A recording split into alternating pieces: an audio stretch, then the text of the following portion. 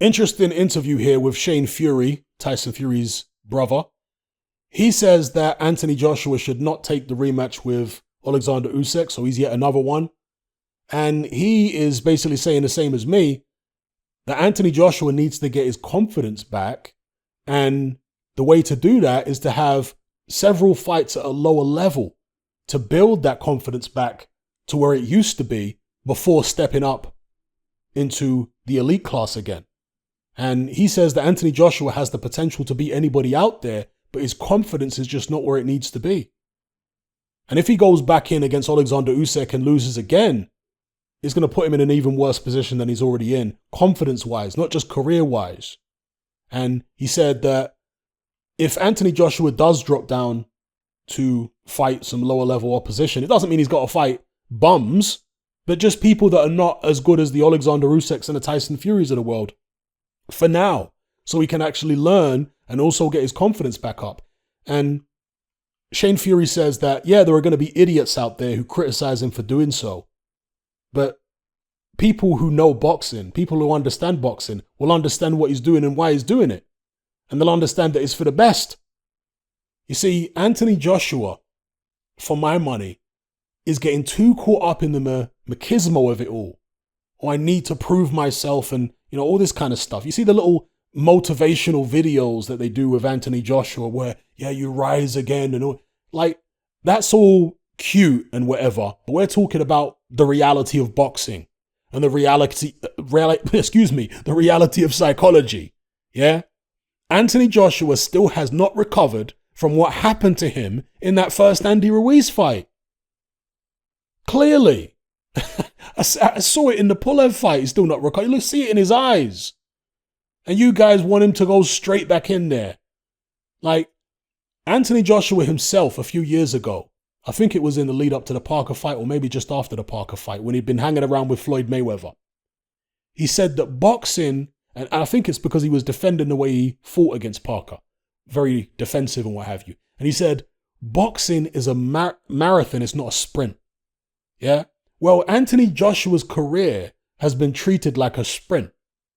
Ever since he won the title, this guy's been thrown in with everybody. And that has to be the case because I've always said, if you're a champion, then you should be willing to fight everyone. So bravo for Anthony Joshua doing that. But if you're just looking at it purely from a career development perspective, he was fighting championship fights too early. Truth be told. Yeah. He got there because of the talent and the determination and the ability that he has. But if he'd been seasoned a bit better, I'm sounding like Chris Eubank Sr. now. We're going to season him, right? If he'd been seasoned a bit better and brought along a bit more steadily and got more experience before stepping up to world level, a lot of these issues that he's having at world level wouldn't have been as severe. Yeah, perhaps he could have avoided that first loss to Andy Ruiz. Perhaps the Alexander Usyk fight would have been a lot closer. Maybe he even could have won if he'd been brought around properly the first time. Yeah? Maybe with a different trainer. And by the way, I want to address this trainer situation because there was somebody in one of my Discord servers, Hatman and the gang, who just queried something I said in one of my recent videos where I talked about AJ being with Rob McCracken since he was an amateur. And I believe it was Ethan who asked, has AJ always been with McCracken? Wasn't he with Tony Sims? And then Sims got demoted and McCracken became the head trainer. And of course, I explained that that wasn't actually the case. What happened was that several years ago, or up until several years ago, professional boxing coaches were not allowed to be in the corner for amateur fighters and vice versa, right? Or amateur coaches were not allowed to be in the corner of professional fighters, you see? And here we have an example. It says London 2012 Olympics, Great Britain, boxing head coach banned from games due to professional status, right? And there are several other stories about it. This got changed in, I think it was 2015, 2016, and they then allowed amateur coaches to also coach professionals, also be in professionals' corners. And that's why Rob McCracken came out from the shadows. And all of a sudden, he's in Anthony Joshua's corner instead of Tony Sims. But the reality is, he was training Anthony Joshua in the gym, behind the scenes, the whole time. Tony Sims was just the front man. That's all it ever was. Dylan White spoke about it when it was happening before the rules got changed and McCracken was allowed to be in AJ's corner. Dylan White was already spilling the beans, like the way Dylan White likes to do. He was already spilling the beans and saying, no. Rob McCracken's the guy that's really training him. All this Tony Sims stuff is just window dressing. That's not his real trainer. His real trainer is Rob McCracken. It's just that because of the rules, Rob McCracken has to do it all behind the scenes and he can't be in the corner on fight night. So that's all it ever was. Rob McCracken has trained Anthony Joshua since the amateurs to now. Yeah. And for my money, that guy's got to go. Nothing against him personally. Might be a lovely guy. I'm just talking what's best, what I believe is best for Anthony Joshua from a fighter development perspective. Yeah. And I think he needs people who have a better idea of how to take his ability to the next level. Now, saying all that, I want to talk about styles a little bit because this is what Shane Fury touches on in this interview. He also agrees with me, not that he's been watching my videos, but he's on the same page as me, let me put it that way, with regards to the Usyk-Chisora fight. Because his uncle Peter Fury and Mick Hennessy seem to think that Usyk deliberately underperformed to draw AJ into a false sense of security, which to me didn't really make any sense because the AJ fight was guaranteed for Usyk anyway. Some people say, well, it's just a psychological thing. AJ wasn't prepared for a particularly great fighter in Usyk after watching Usyk against Chisora. I mean, hey, anything's possible. But no, I tend to think what Shane Fury thinks, that it was just a stylistic thing. And if Chisora was to fight Usyk again, he'd give him a really rough fight again. Because when a guy, 250 pounds, who's built like Chisora, who's been bobbing and weaving his whole career and fighting aggressively his whole career in that style, comes rushing at you at 100 miles an hour, it's more difficult. You can get flustered. You can look a bit ragged and a little untidy when a guy that big is just flying at you, swinging bombs, right? All the way from, never mind Zimbabwe. He was, cocking the hand back all the way from Cape Town. And he was going over Johannesburg, over Bulawayo, over Harare, up the Nile, Lake Victoria and the Nile, over Egypt and the Mediterranean, France, and whizzing by Alexander Usyk's chin in, was it London or Manchester they fought? I forget now. So that's what Derek Chisora was doing. When a guy that big is slinging them kind of shots, trust me, it's hard to look pretty. And Shane Fury understands it was more of a stylistic thing. But one thing he did say, which is kind of interesting about AJ Usyk, is he isn't sure that the corner necessarily made a mistake by not getting AJ to be more aggressive against Usyk. He suspects that they were actually trying to save AJ from a knockout defeat by not getting him to be aggressive, that they were just trying to get him through the fight without being knocked out.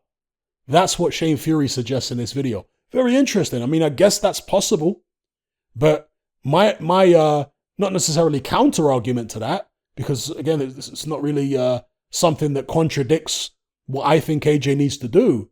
But what I will say is, why did they have to? If that's what they did, why did they have to do that? Get him to box that way? To try and get him through the fight. If they thought he's, too vulnerable in terms of punch resistance to be aggressive, and he's probably going to get knocked out if he does that, why did they have to go to the plan B where he just tries to survive, basically, by boxing at long range? Why didn't they have another plan where he could also keep himself safe, relatively safe, but still be in with a run-in, in the run-in to win the fight? I talked about the tactics that Vladimir Klitschko used to use against southpaws like Sultan Ibragimov. Obviously, these guys are not as good as Usyk, but it's the principle, right? I also talked about the Teofimo Lopez tactics that he used against Vasyl Lomachenko, and again, the fluidity in Anthony Joshua isn't quite there, and there are trainers that can improve his fluidity. Yeah? They always say that an artist always puts a little bit of himself in his work. So if he's a fiction writer, there'll be characters in his fiction that are at least partly based on himself. And the same goes for boxing trainers. There's at least a little bit of themselves in their fighters in terms of the style, in terms of the mental approach. You see it. Rob McCracken, no disrespect, but I don't think his style was particularly sophisticated. Yeah? I watched many of Rob McCracken's fights back in the days. Style wasn't that sophisticated, didn't reach the highest level. And you don't have to necessarily reach the highest level as a trainer or as a boxer to become a great trainer. And also, some people that were great boxers won't necessarily make great trainers. There's a difference between knowing how to do something and being able to teach it to somebody else. That's a talent in its own right, being able to teach. Yeah? Be that as it may, I see a lot of Rob McCracken in Anthony Joshua, in his style, in his approach. And I just don't think that is going to get the best out of Anthony Joshua. I think he's got more potential than that. I think that style and that approach is constraining him, is limiting him. But first things first, the number one priority is for Anthony Joshua to get his mind right. And that's where I agree with Shane Fury, that he needs to not take that rematch of Alexander Usyk, and rather than treating his career as a sprint, treat it as a marathon. Shane Fury says that AJ is talking about carrying on till he's 37 or whatever. He's got plenty of time then. He's only 32 now, I believe, 31, 32. Got plenty of time. Take a year out, fight some fights at a lower level, get your confidence back. He's already made all the money, right? So if you're Anthony Joshua and you're just thinking about what's best for you as a fighter and your legacy, you're not worried about the huge payday of Usyk and this, that, and the other, because you're already set for life anyway. It's the people around him, I have to imagine, are more worried about the monetary aspect of it. Because they're not as rich as AJ is. And they like these big checks coming in. Yeah? They're going to be the ones, oh, AJ, come on, you can do it, this, that, and the other. I have to imagine that's what's going on.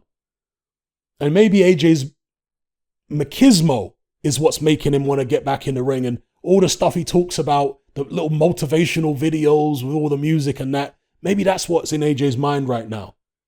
Getting straight back on the horse, not waiting, doing the same thing he did against Andy Ruiz. Usyk is not Andy Ruiz, bro.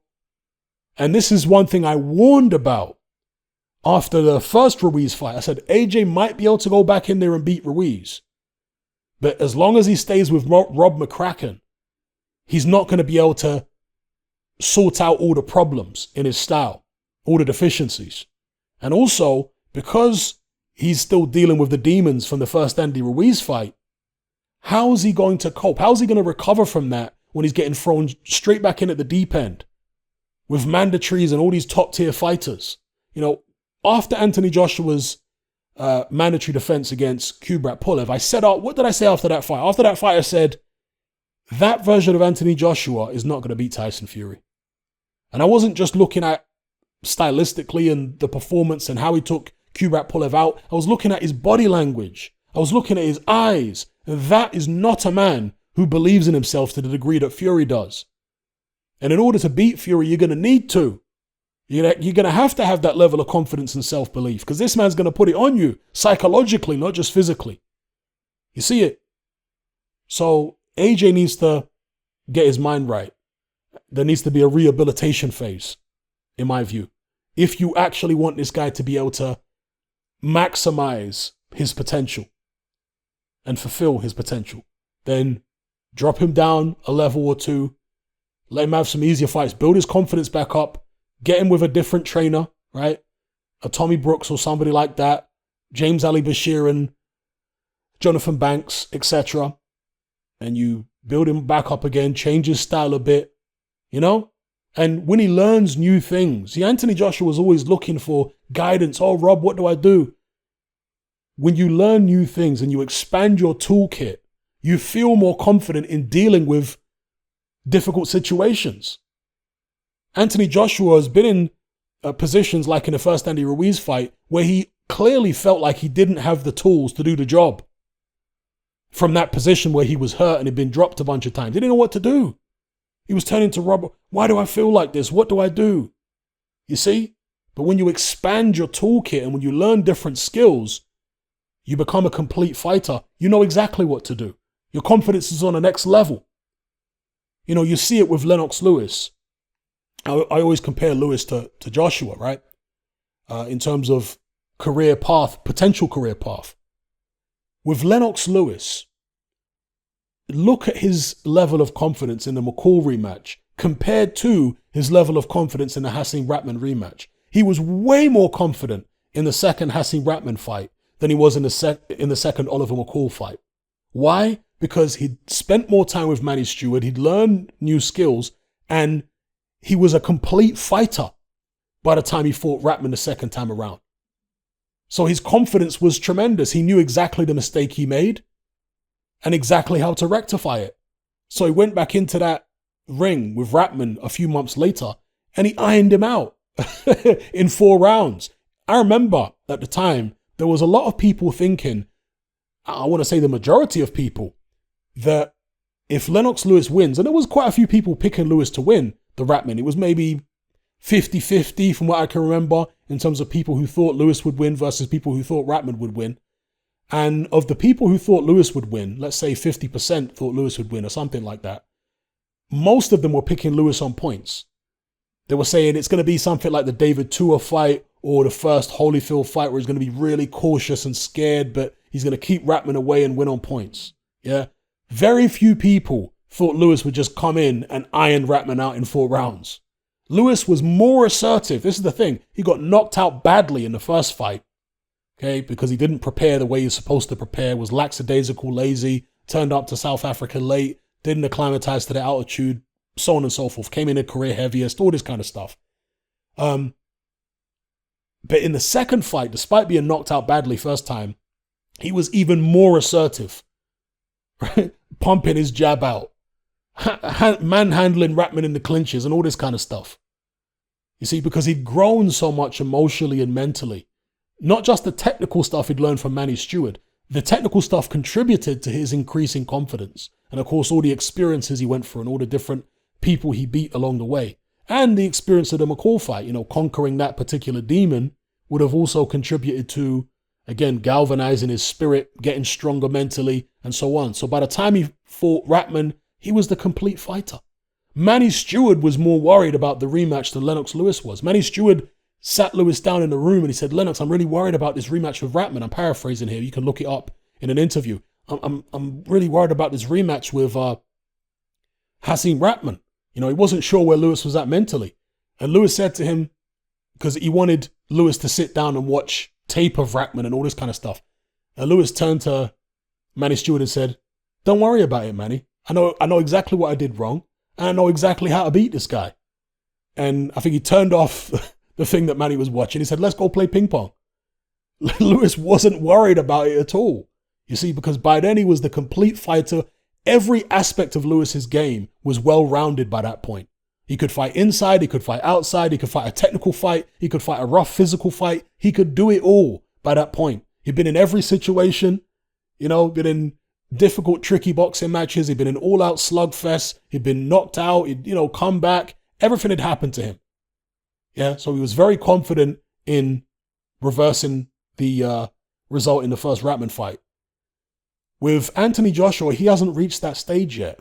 And again, Lennox Lewis, after he lost to Oliver McCall, he wanted an immediate rematch. He didn't get it. That was a blessing in disguise, in my view, because if you see the fights that he had after that, he was gun shy. He wasn't ready for the elite guys after that first McCall fight right away. No, he needed some time to rehabilitate himself, build his confidence back and learn new skills and gel with Manny Stewart. And for Anthony Joshua, again, he doesn't have the confidence of a guy who has a completely rounded skill set, who is the complete fighter. He doesn't have that level of confidence. Tyson Fury already had a tremendous level of confidence, and even higher now that he's working with Javon Sugar Hill, who's taught him new things and different things. He's closer to becoming the complete fighter. Anthony Joshua isn't as close to becoming a complete fighter. There are many aspects of his game that need to be developed and improved. And Rob McCracken, I'm sorry guys, he's not the guy to do it. He's not. Never mind Rob McCracken being the head coach and then bringing in these other, smaller coaches. No. Rob McCracken as the head coach needs to go. If you want to keep him on as some little advisor at the side, cool. But he can't be kept on as the head coach. if you want Anthony Joshua to actually fulfill his potential and make the most of his ability. Yeah, that's my take on it. Have a watch of the Shane Fury interview because it's also pretty interesting. The stuff he says here, Shane definitely knows his boxing. And of course, a lot of people are going to say, well, the Furies are going to say that AJ needs to step aside and allow the undisputed fight because they've always been, envious of Anthony Joshua's position as the premier boxer in the UK in terms of popularity. And so, of course, they're going to say that he needs to step aside and what have you. And I get that. That's a fair criticism. And certainly, I've said similar things in the past. But in this particular instance, I actually think Shane Fury is being genuine and he's bang on the money. I think he is. It's not just the Furies who are saying this. There are many other people outside the Fury camp who are saying the same thing. Because AJ hasn't gotten over that first Ruiz fight. And you're trying to put him straight back in at the elite level when his lack of confidence has been compounded by another loss where he was hurt again? Come on. Let's think about the long haul here. Rather than just treating everything as a sprint with Anthony Joshua, let's treat it as a marathon. Get him to develop more. Then when he steps back up to elite level, he'll feel a lot more confident that he can handle any situation. He'll be better equipped, psychologically and technically. You see? Anyway, let me know what you guys think in the comments below.